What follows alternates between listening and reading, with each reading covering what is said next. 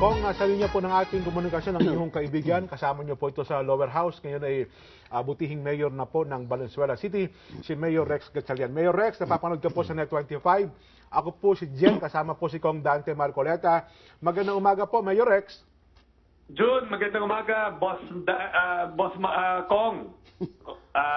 Magandang umaga. Apo, bago lang po si Kong Dante, Mayor Rex, meron pong report kahapon na bukod po doon sa Kentex, ano po, bago ko kayo kulang ng reaction doon, meron daw pong 23 pabrika pa na inspeksyon sa Valenzuela at sa 23, wala daw pong nakapasa kahit isa?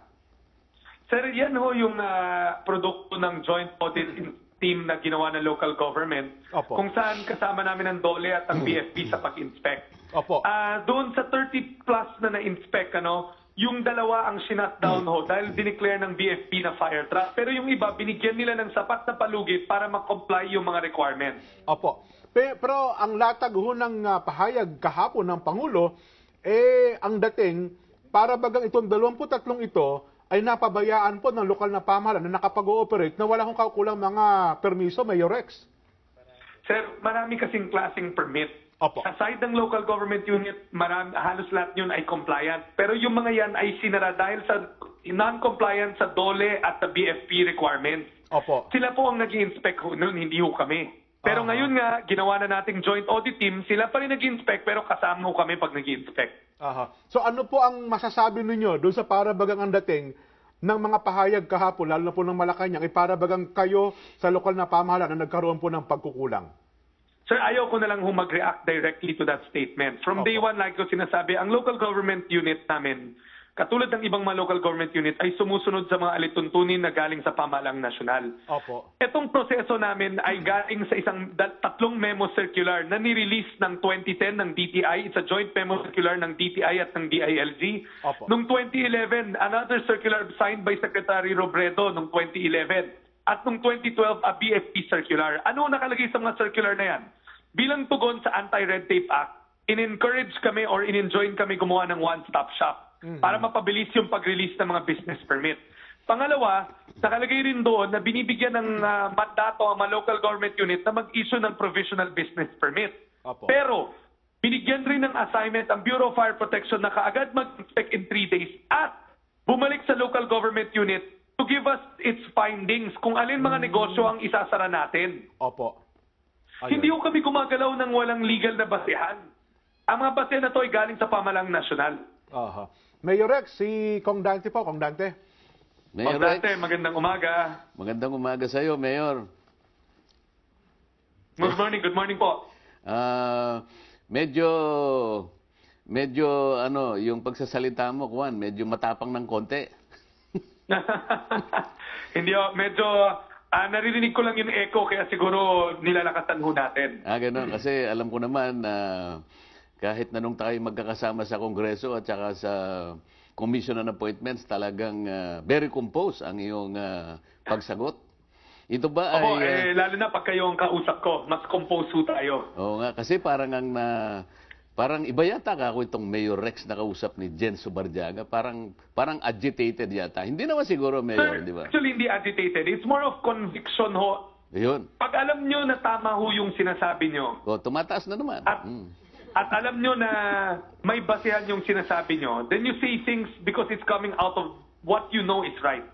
Tama ka dyan, Mayor. Kasi parang naintindihan ko sinasabi mo na doon sa mga circulars na yun, tsaka memoranda na ibinigay sa'yo, talagang binabalansin nila yung pagpapabilis ng mga proseso ng mga permits.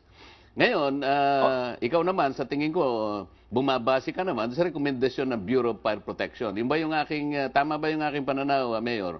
Tama po yun, boss. Alam nyo, yung mga memo circular tried to harmonize the Anti-Red Tape Act and the Fire Code. Kaya ho, pinabilis ang mga proseso kasi meron hong realidad on the ground. Alam nyo, sa Metro Manila may 300,000 na establishments. Hindi naman ho kaya ng Bureau of Fire Protection inspection yun ng sabay-sabay during renewal time. Kaya nga ho, binigyan sila ng sapat na panahon, pero binigyan rin ang local government unit ng prerogatiba mag-issue ng provisional business permit habang hindi pa nai-inspect ng Bureau of Fire. It's balancing employment, the economy and fire safety. Yan ho ang layunin ng mga memo circular. Doon sa narinig namin, Mayor, parang 300,000 yata na kumpanya ang pipiliting inspeksyonin kasama yung Valenzuela at saka Quezon City. Ngayon, sabi nung tagapagsalita ng Bureau of Fire Protection, 575 inspectors yata yun. Sa loob ng isang araw, nakakadalawa sila. Sa makatwid,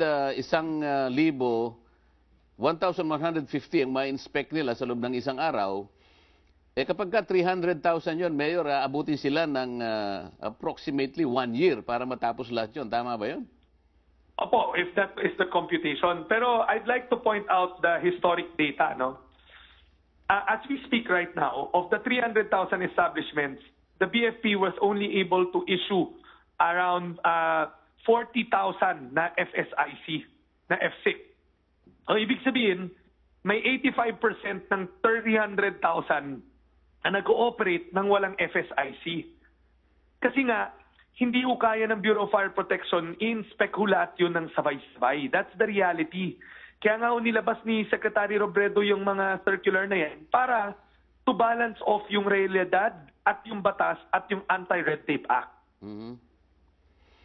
Mayor, yung pagbabalanse na yun, sabihin na natin, siyempre hanap buhay ang involved, no? Yung kabuhayan ng ating mga kababayan.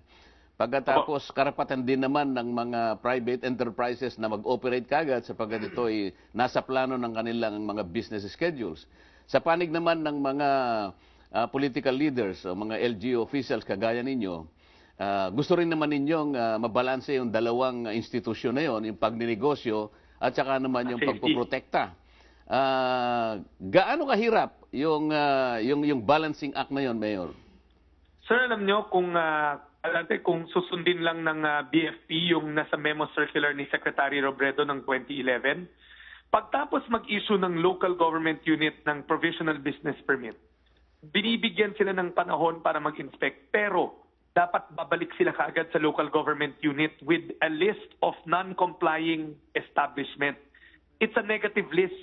Kailangan bumalik ka with yung mga hindi nagko-comply. Kung sinunod lang nila yon, madaling mag-revoke. Kasi wala namang expertise ang local government unit para sabihin alin ang compliant sa fire safety at alin ang hindi compliant. Ang may expertise at may mandato niyan, BFP. Kaya nga kung titignan yung circular na yon, not only did give you the process, it also gave you the responsibilities of the parties concerned. So sana, kung susundin,